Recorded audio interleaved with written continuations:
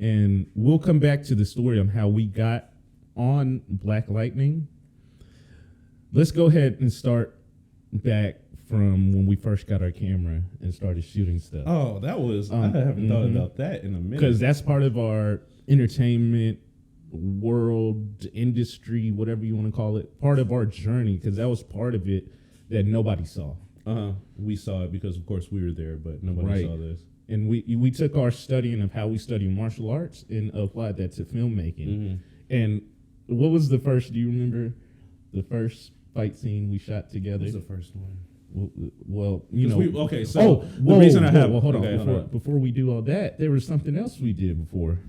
What's that? Stage performance. I was literally just thinking that. I was like, hold on, before we go to all that, that's important. That's what comes to mind. One thing that, I used to really not like doing stage performances because our dad was in the military, so he trained us like we were in the military. One thing that was hard was always having to practice and rehearse. Even when you didn't want to, just like which I mean, if you've done cheer, if you've done sports, anything, gymnastics, anything else, anything with a choreography or performing on stage, y'all know how it feels. You know how it feels. Now think about taking that and dialing that up, dialing it up to like a military level. That's what that is. Literally made us sick of like looking at a nunchuck or looking and learning a weapon because he just had us do it. So he would get off work, we would finish training. He would take us to the gym to go train some more. And then chew us out on the way back. And then while we're trying to eat and all that. And his whole point of the chewing out was, I'm going to be able to have you all handle me yelling at you, because if somebody else yell at you, you'll be able to handle that. It's not going to feel like nothing. And man, it was hard. It was hard because it was coming from somebody that we just cared for and knew he loved, but it was just confusing. It's like, why are you teaching us? But as we're older now, it makes so much sense because it helped us build that tough skin in this industry that you need, which is, of course, we talked about previously, train with your skills if you're trying to be an action star. But with anybody who's working on going into the entertainment industry, you gotta have tough skin. Right. So martial arts is a great way to build that tough mind, because you need that.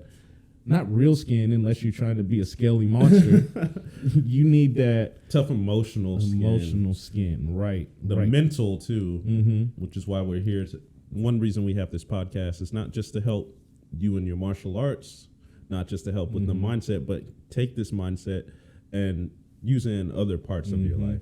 Apply it. Which we've definitely done, which is why we're able to be disciplined when we need to be in our work. We're able to have structure. And of course, like just doing the work, like doing stage performances. I don't even like. There's so many stage performances that we have name done. off a few places. Long Beach, California. Long Beach, California was one. We actually performed. That's actually where Bruce Lee performed. Where you see the famous 1-inch punch, where you see him do the one finger push up. It was actually at Long Beach, California. Yes. We actually got to perform in front of the tournament. In the same space, I think. Yes, in the same space. And also, they had the Martial Arts Hall of Fame that year. Yes, that was what, 2009? And we performed at it's crazy you say, we performed at the Martial Arts Hall of Fame, like all these top martial artists in the world in one room. And thanks to Eric and Lion Man O'Neill, we were part of a group that he had called Lion Man and the Seven Carudos. So that was part of our journey. The way we met that, let's step back. Part of our stage performances, we also did some tournaments. We didn't do a lot. Let's talk about what we did in the stage performance. Of course, we'll show you guys some. Here's some of the stage performances. All this stuff, if you're listening to the audio, just know that there's visuals along with all of this. So check it out on YouTube, supplemental on Facebook. Visuals. It's also a big part of what we show because we're showing movement, martial arts. You only can get so much in the audio, but the visual will help supplement it and add that value. So some of the things we would do on our stage performances, then we'll talk about how we went from that to there's so many things. So please forgive us if we're talking in loops. We're trying to remember. We're trying our best.